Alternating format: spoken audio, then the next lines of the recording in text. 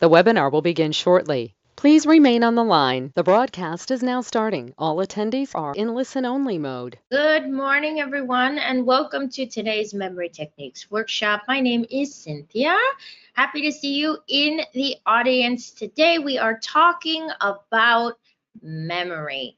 So if you are having a hard time with your memory, whether you're a student or just someone that you feel like you learn something or you try to learn something and it just doesn't stay in your memory, well, then we hope today's presentation helps you out.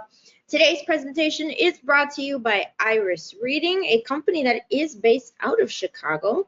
I am live streaming out of Chicago. This is actually where our office is, our number one office, the original.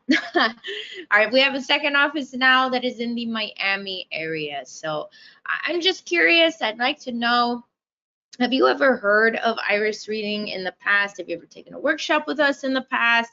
Let us know. We have visited over 100 cities, or I'm sorry, let me rephrase that. We have taught this workshop in over 100 cities, but that doesn't mean that we want to stop there. We want to keep going. And so if we haven't hit your city yet, we do actually offer these live and in person. So if you'd maybe like to attend an in-person class, we just have to figure out where you are. So let us know. You can either send us a message on our website at irisreading.com. You can send us a message through our social media. We are on TikTok, Instagram, and Facebook. Okay, you can also send me an email and I'll share my email closer to the end of the presentation. But what I'll do right now, instead of making you wait, I will drop it in. Hello, Damien, welcome. I will drop my email in here. So it is cynthia@irisreading.com. Okay, you can send me an email.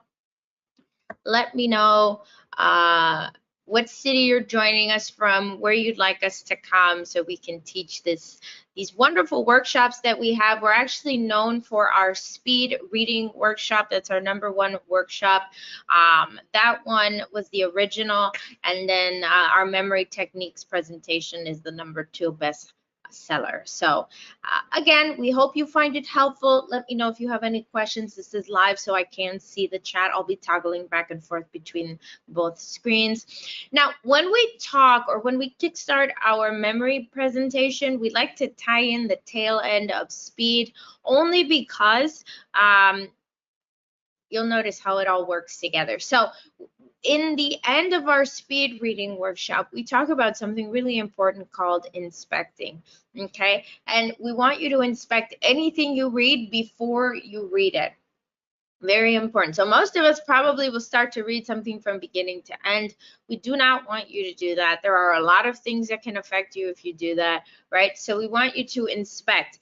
It's almost like the appetizer before the entree, right? So if we were maybe going to inspect this article, we would read the first sentences of each paragraph because we know the first sentences of each paragraph tend to be the main idea, right?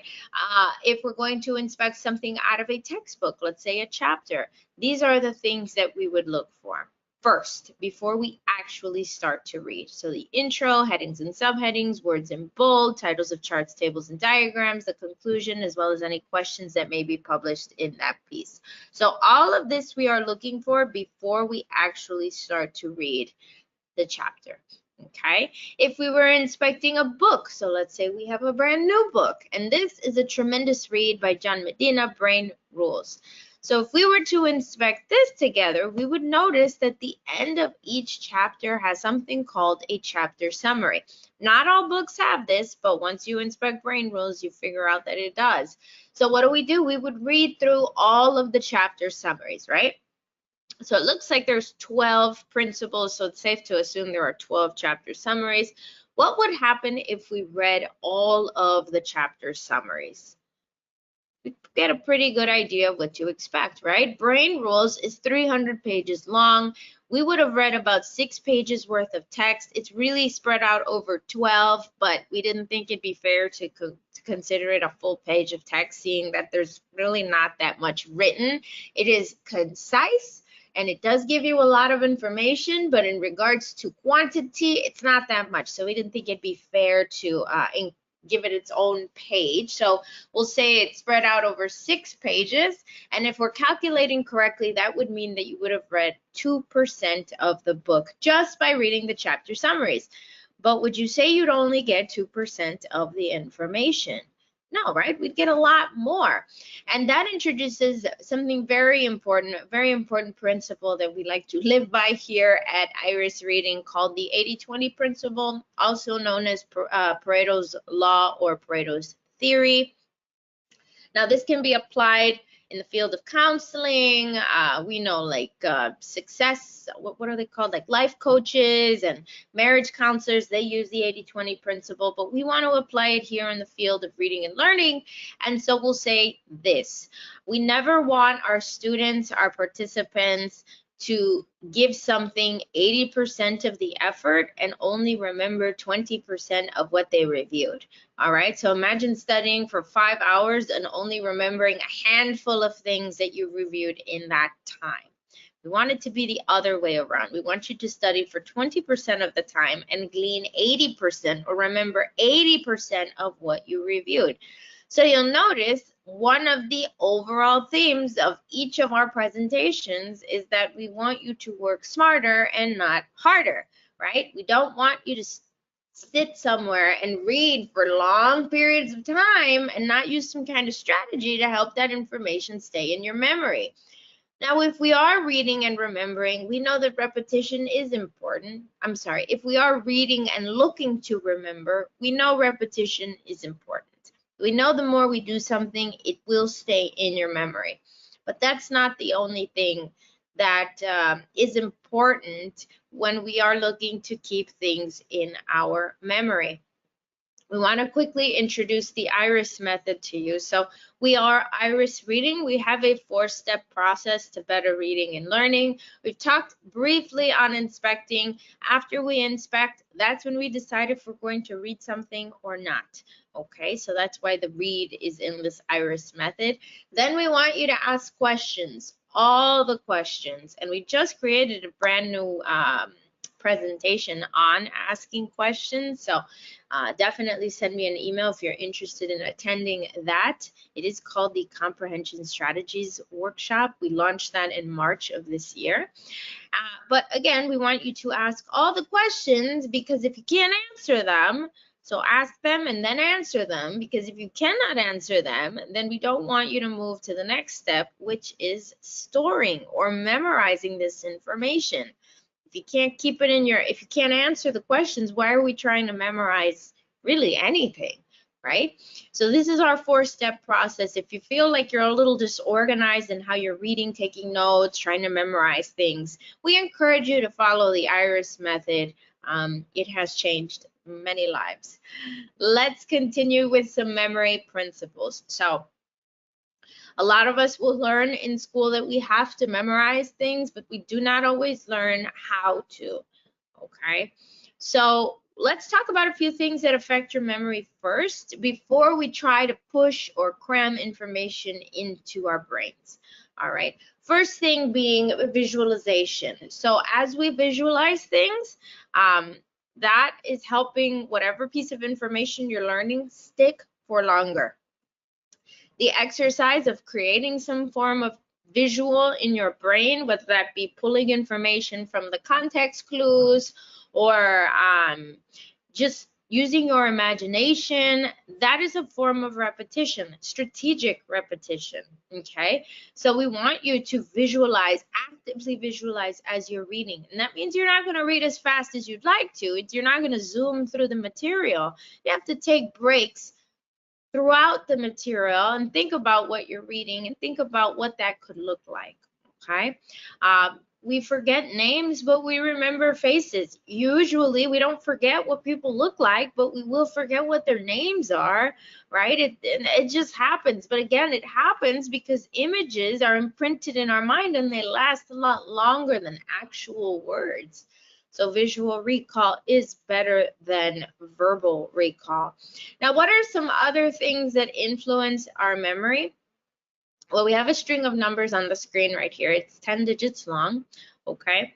And so I would take it away and ask how many of you were able to memorize that rather quickly. Some of you might know the first 3 or 4 numbers, right? And that's seems to be the average when we run this part of the presentation. But it's important to bring something else out when we're talking about memory. So it's not just the broad term of memory. There are 2 different departments that we like to hone in on when we're talking about memory. So we're talking about short and long-term memory. Okay. Now, short-term memory are things that are you learn them, and because you're able to remember them or recall 5 seconds later, most of us think that it's safely committed to memory, and that's not the case. And to prove this, Miller's magic number 7 was born or discovered. So Mr. Miller, he wrote a paper and he called it Miller's magic number 7 with a subheading of ±2. So what that means is that your short-term memory can only hold about 7 things ±2. So what that means, simplifying even further, that if I were to ask you to go to the grocery store for me and I were to ask you to bring me milk, eggs, cheese, at what point would you say, you know what, Cynthia, just text me because I'm not going to remember everything you said, right? Some of us after 3 things, some of us after 1 thing. The point being that your short-term memory, it has very limited capacity, and it's like a temporary holding cell in your brain. So it means that it's not going to stay in your memory forever. We have to figure out a way to move that information from short-term memory to long-term memory or permanent memory. Okay. Now this string of numbers, same one we shared earlier. Obviously the second one is easier. Why is that? Well, this introduces another very important memory principle, which is that of chunking, also called fragmenting, which essentially means we want you to break things down so that you actually understand them before you try to memorize them. Okay, it's like eating something, eating a piece of steak, or eating a couple heads of what little florets of broccoli, right? You can't put the whole thing in your mouth and expect not to choke. You got to break it up into smaller pieces, right? So that it can be digested. Same thing when we're learning. We can't just memorize something very big and very complex. We need to break it down to make sure we understand its finer details. Now, this phone number, if I was to give you, I don't know, maybe 5 minutes, I would imagine most of us would be able to memorize this, no problem. Now, one more memory principle we'll talk about before we actually put all of this into practice is association. We have so many things floating around in our memories, so many experiences, good and bad, okay? And while most people would consider that a bad thing, we think it's a great thing because we want you to use all of that floating around in your memory and associate to what you're learning right now. So if I was to tell you, hey, I don't need you to memorize the entire phone number, I just need you to memorize the area code, what would you associate back to in your brain? Maybe your lock combination is 312. Maybe the PIN to your debit card is 312. Maybe that's the number of your, it's the number of your apartment or your locker number, right? But what happens if you don't have anything to tie back a 312 to? Then what? Well, then we have to dig a little deeper, okay? And so I'm curious if anyone in the audience happens to know which city in America has the 312 area code. What city does this belong to? It actually belongs to the city of Chicago. So when I say Chicago, what are some things that come into your head? What do you think about? Do you think about our deep dish pizza, Chicago style hot dogs? Do you think about Navy Pier, Cloud Gate, the Cubs, the Bears, the Sox, Navy Pier? I think I might have said that. Willis Tower, right? It's the Windy City, but it's more like the frostbitten Siberia city because it's always so cold in Chicago. We only have 60 days of summer here in Chicago, which is also pretty sad. But you notice how many things come to mind when you say Chicago? A lot of things, right? It's almost like opening a black hole in your brain. So we want you to tap in just a little bit deeper. If you feel like you can't necessarily associate, there has to be a way, okay? And to showcase how powerful the association actually is, there was a study conducted to prove this, and it's called the Baker-Baker effect. So there were two groups of students that participated in this study. The first one, they were introduced to a picture of a man. They were told that his name was Mr. Baker. They were given random facts about Mr. Baker. And then at the end of the study, those that were conducting it, they started asking questions. They say, hey, did you remember this about him? Do you remember that about this gentleman? Okay, how many of you remember what his name is? And a lot were not able to remember that his name was Mr. Baker. Okay, they actually forgot. The second group of students were introduced to a picture of a man. They were told that he was a baker. They were given random facts about the gentleman again, same as the first. And those that were conducting it again at the end wanted to see what these participants remembered.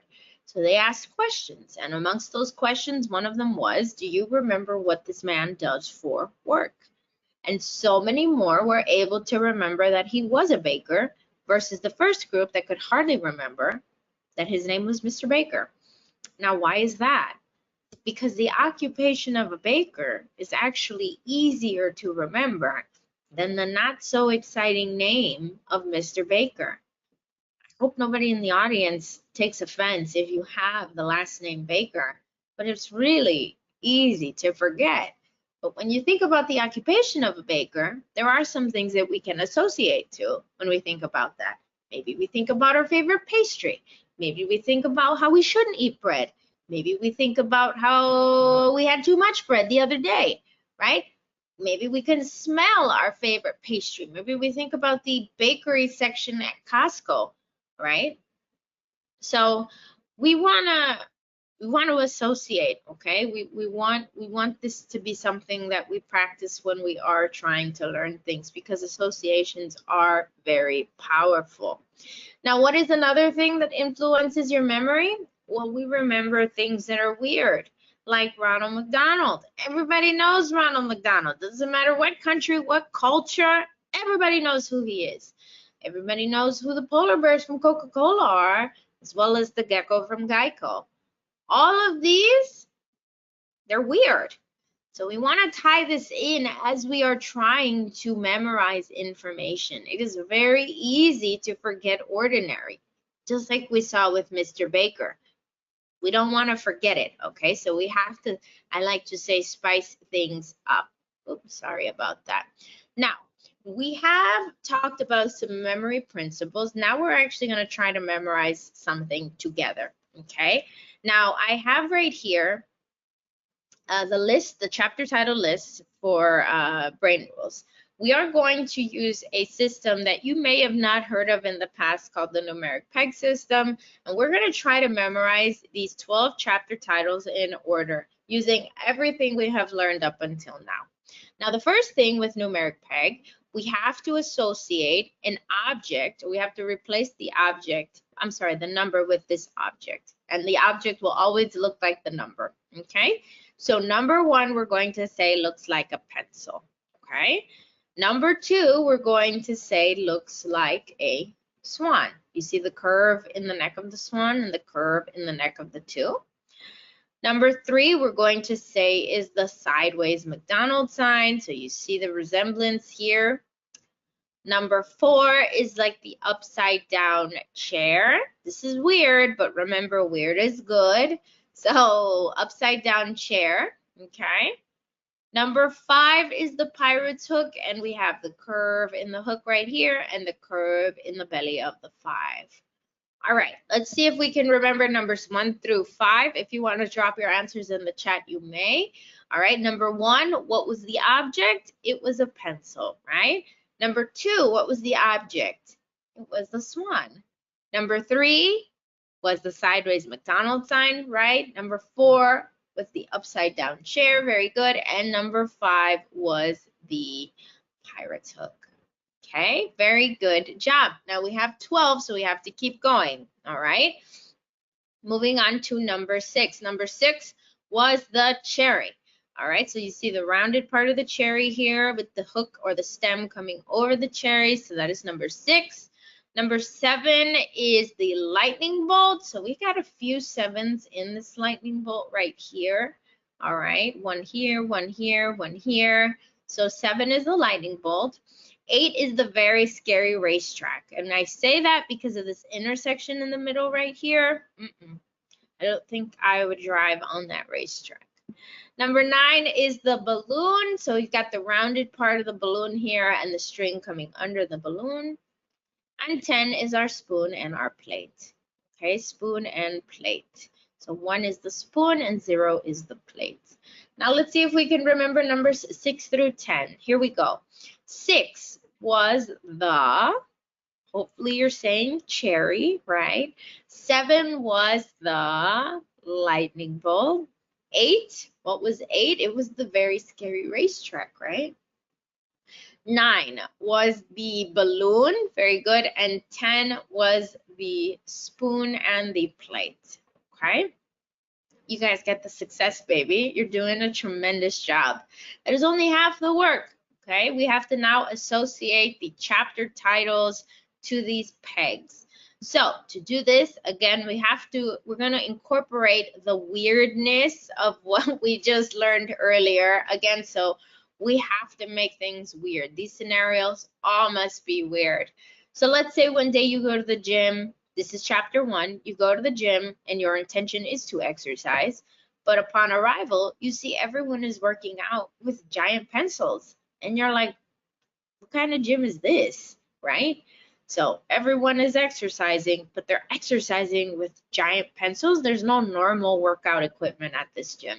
It's a little weird. That's a lot weird, right? Number 2 is survival. Imagine going to the lake one day and the swan comes up to you and they say, hey, where are you from? Look at my house. And he shows you his house. It's full of garbage. And you're like in shock that a swan is talking to you, but more so sad as well because look at all the garbage that people have thrown in this poor swan's home. And he's looking to relocate because he tells you, I don't think I'm gonna survive here. So it's kind of sad. Moving on to number 3, the sideways McDonald's sign and wiring. So imagine going to McDonald's one day and nothing is working because the employees share with you that the rats have actually chewed through the wiring at McDonald's. I hope McDonald's doesn't come after us for this. This is a hypothetical. But again, imagine that. We have to create weird scenarios because they won't stick in your memory. Remember that. I am not bashing on McDonald's. I am only saying that we need to make things weird. Okay? And that's as weird as I could come up with wiring and McDonald's. Moving on to number 4, upside down chair and attention. Imagine sitting in a class and the teacher is super boring. Hopefully it's not me. But you have no idea that they installed these new chairs in class. So when you stop paying attention, the chairs come alive and they poke you to pay attention. I don't think I would ever sit in a chair like that. Number 5 is short-term memory. So imagine having some short baby pirates that are also suffering from short-term memory loss. It looks something like this. And the poor things, they have no idea. They are literally on top of the treasure. But again, they have short-term memory loss, so they can't remember. Let's see if you can remember numbers 1 through 5. So number 1 was the pencil. And what was happening with the pencil? It was exercise, right? Number 2 was the swan. And what was happening with the swan? It was struggling to survive, right? Number 3 was the sideways McDonald's sign. And what was happening there? The wiring, right? The rats chewed through the wiring. Very good. Number 4, what was number 4? It was the upside down chair. And what was happening with the upside down chair? You stopped paying attention in class, right? You had a boring teacher, and so you zonked out.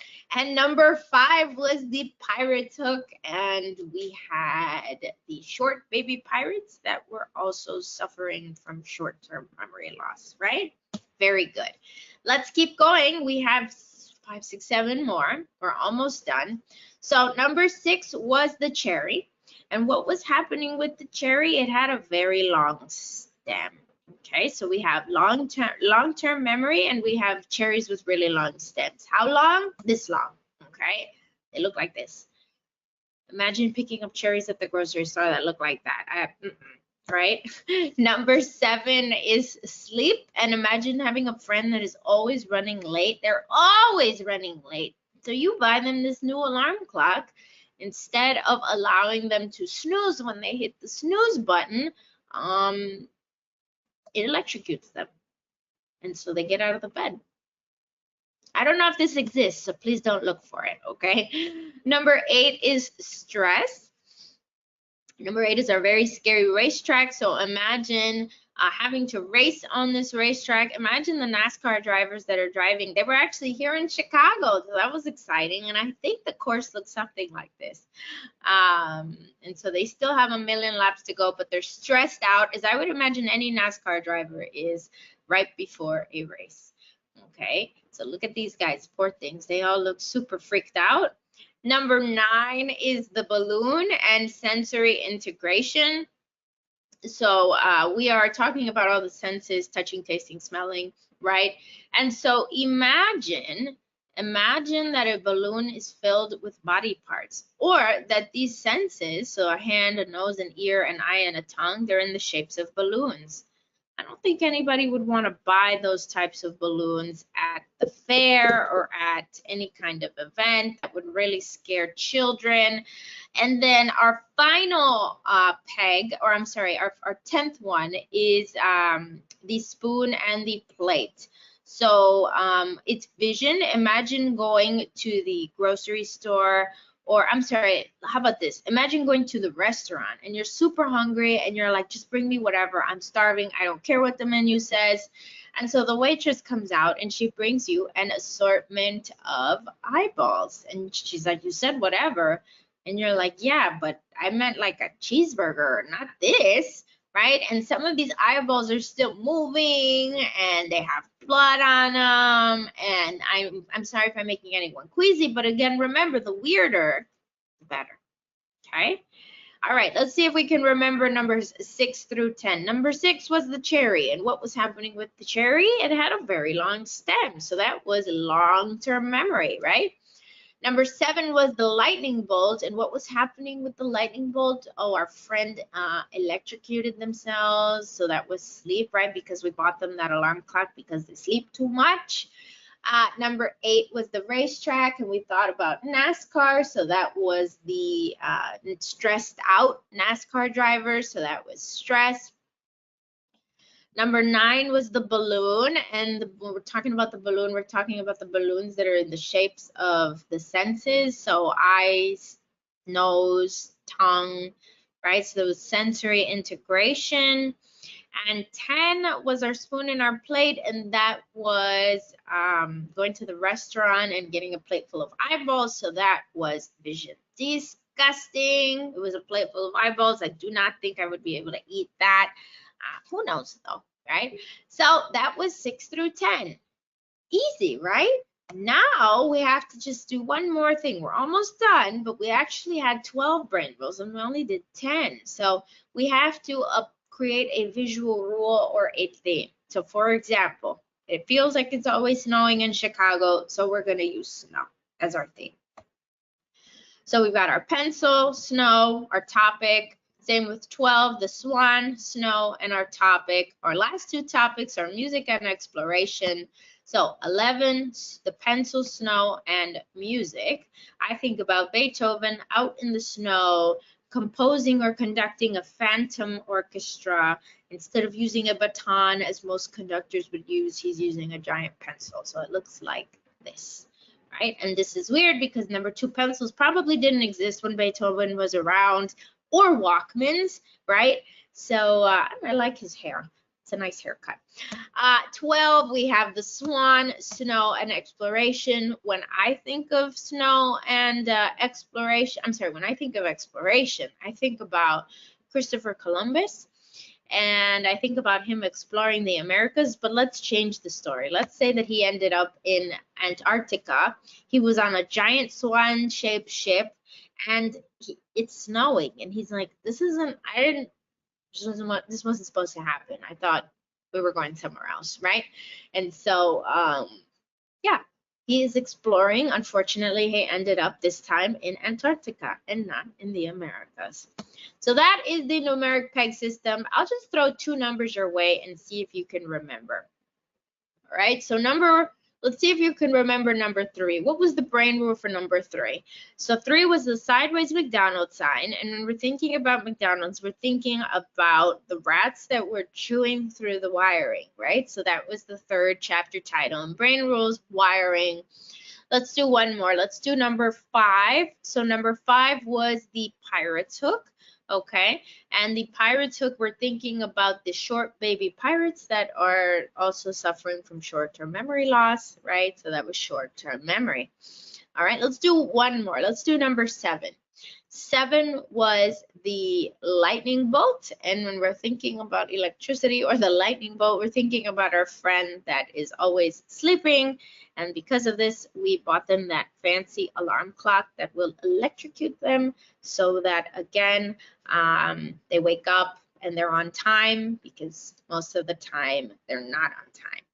Okay, so that is the numeric peg system. Remember, you can create visual rules or themes for groupings of 11 to 20, 21 to 30, and so on and so forth. Also, keep in mind, you can recycle the pegs. So if you want to use a numeric peg system in the future, 1 can always be the pencil, 2 can always be the swan, and so on and so forth. So you don't have to assign new pegs. Those can stay there forever. One last look at our IRIS method. Again, I encourage you to check out our website, irisreading.com. I actually have a discount code for you if you're interested in taking the advanced version of today's course. It's also taught by our founder and CEO, Paul Novak. Again, if you are not in a position to check out those courses, again, we would appreciate just a like and a subscription to today's channel. Also to our social media, whether that be on TikTok, Instagram, Facebook, or here on YouTube. We would really appreciate that. If you would like to take any of our advanced courses online, actually any of the courses on the website, you can use the code BOOKLOVERS for 30% off. Again, it's lowercase book lovers for 30% off. If you have any questions, if you'd like the slides for today's presentation, anything like that, again, you can send me an email at cynthia@irisreading.com, and I hope to see you in a future session. Thank you all once again for coming. Happy memorizing. Good luck, and we will see each other soon. Bye.